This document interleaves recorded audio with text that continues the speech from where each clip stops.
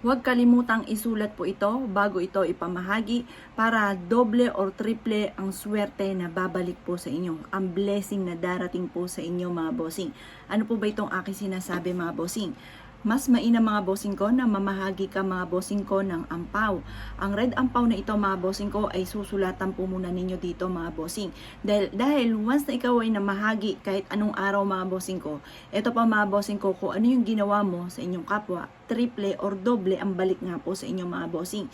Kaya mas mainam po, bago kayo mamahagi nito, isulat nyo po muna mga bossing ko ang magic number mga bossing. Ano po ba ang pinakamaswerteng number? Ito pa mga bossing ko ay number 8. Sulat nyo po dyan, 888. Tapos maglagay ka po dito mga bossing ko ng bago na pera. Halimbawa lang po 20 pesos na bago. Yun ang ilalagay nyo. Huwag kayong maglalagay ng barya mga bossing ko sa